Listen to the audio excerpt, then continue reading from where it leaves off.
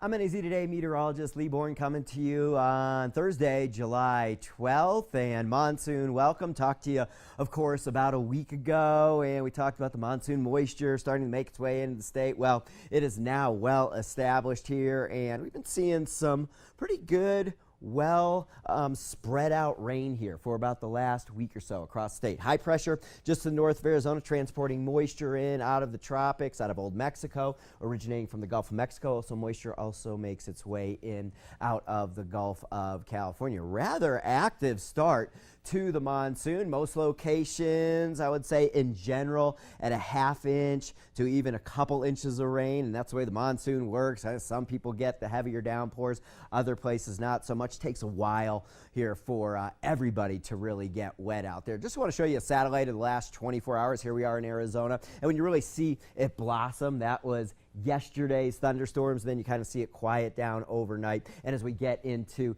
the afternoon today, it'll go once again. The moisture is pretty deep across the region. We have a very moist air mass in place, and we're looking for an active monsoon pattern here to round out this work week going into the weekend as well. Some indications that the monsoon may become a little less active as we get into next week, but for the next several days, some heavy rainmakers are in the forecast. We've already seen some flash flooding over the last couple of days. As a matter of fact, early on the morning of this morning, July the 12th, we did have a flash flood reported down at Supai, and Havasupai is closed right now, and they're working on getting it reopened, and reports out of there are that everybody in the campground is accounted for and safe. All right, so a good time to go over some flooding safety, and with the risk of flash flooding out there over the next several days. And just keep in mind, have a reliable way to receive warnings. Do not drive into flooded waters. Avoid